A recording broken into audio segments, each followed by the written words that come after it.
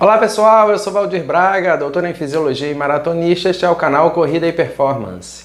No vídeo de hoje nós vamos falar um pouquinho sobre individualidade biológica e sobre aquelas pessoas que adoram estimar, chutar e interferir no seu treinamento para dizer em quanto tempo você é ou não capaz de fazer determinada prova. Então fiquem comigo até o final. Lá no final eu vou contar uma história que aconteceu comigo sobre essa questão de a pessoa vir e falar o tempo que eu vou fazer, tentando me subestimar ou talvez superestimar. E aí vocês vão ver que é importante que vocês respeitem a individualidade biológica de vocês, tá certo? Então, como já é comum aqui no canal, para a gente começar já aquecendo os motores, já deixa o like aqui no vídeo. Vamos ver se esse vídeo chega a 300 likes. O vídeo passado chegou, mas foi na raspa. Esse eu quero que chegue a 300 com muita facilidade, muita tranquilidade, então eu conto com você. Se você curte o canal também, não deixe de se inscrever, já aproveita e faz as duas coisas. Deixa o like, se inscreve no canal e vamos adiante. Individualidade biológica. Esse tema é muito interessante, não é verdade? E é esse tema que nos faz, como o nome diz, únicos, individuais. Cada um de nós, cada corredor, cada corredora tem o seu ritmo, tem o seu nível de desenvolvimento, tem a sua velocidade de desenvolvimento. Cada corredor tem o seu sistema biológico, né? Tem o seu peso, a sua altura, a sua dieta, a sua quantidade de horas de sono, a sua rotina de trabalho, a sua vida pessoal. Tudo isso faz com que vocês sejam quem vocês são, e são únicos, são individuais. O que eu estou querendo dizer com isso? Parece uma coisa muito filosófica, mas na verdade é o seguinte: ninguém pode falar quanto você vai fazer em determinada prova.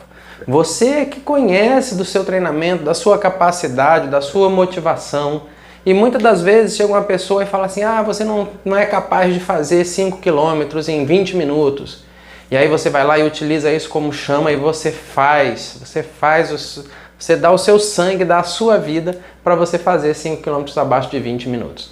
E isso acontece ao longo da nossa carreira de atleta o tempo todo. A gente é comparado o tempo todo, a gente é observado o tempo todo. E eu falo assim, não só atleta profissional, mas atleta amador como a gente e pessoas iniciantes, a todo momento existe comparação. Isso é uma besteira. É uma besteira muito grande porque, como eu falei, cada um tem o seu ritmo. E a individualidade biológica tem que ser respeitada, tem que ser preservada.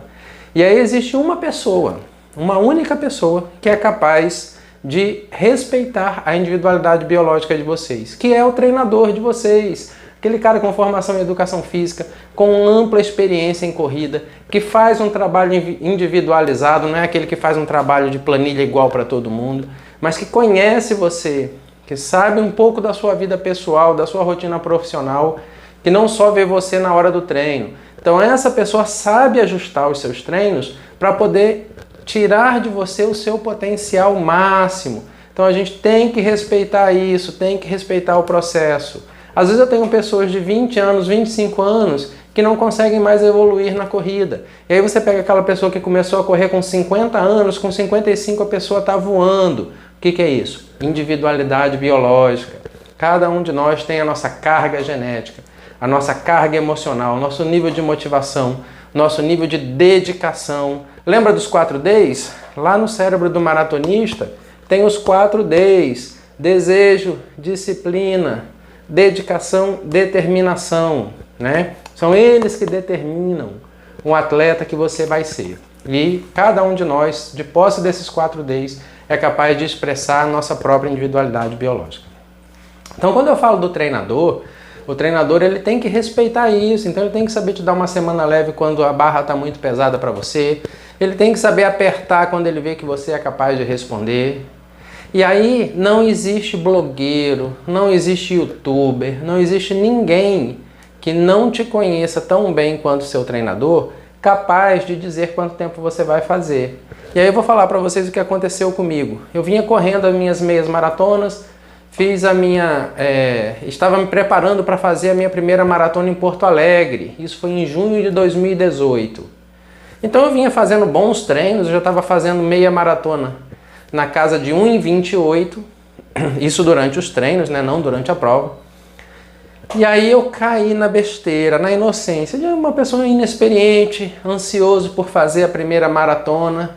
de perguntar para um blogueiro, um cara do Instagram de São Paulo que já tinha corrido mais de 40 maratonas, na época o cara se achava o bam, corria 2 maratonas em 2 dias seguidos. Eu falei, caramba, esse cara tem muita experiência, deixa eu tirar uma ideia com ele. Falei, e aí fulano, poxa vida, olha, eu sou o Valdir, eu treino aqui em João Pessoa. Eu comecei a correr o ano passado, já fiz 8 meias maratonas, estou me preparando para a minha primeira maratona em Porto Alegre. E aí eu já estou conseguindo fazer nos treinos, fazer os 21 na casa de 1 hora e 28 minutos. Você acha que eu consigo tentar um sub-3 na minha primeira maratona? Aí o cara, sem me conhecer, sem nunca ter me visto na vida, sem saber meu histórico de treino, meu volume de treino, nada disso. O cara virou para mim e falou assim, não, de jeito nenhum, você não consegue não. Você vai conseguir fazer aí para casa de 3 horas e 15, 3 horas e 20 e se dê por satisfeito na sua primeira maratona. Aí eu, caramba, que balde de água fria, né? Eu fiquei com aquilo na cabeça. Mas, em determinado momento, eu resolvi esquecer aquele comentário dele e continuei treinando.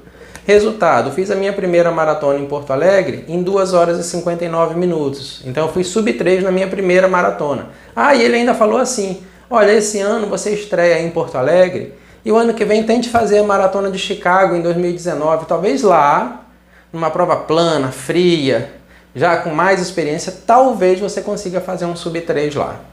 Isso ele acertou, eu consegui fazer um sub-3 também em Chicago. Só que na verdade em Chicago eu fiz 2 horas e 45.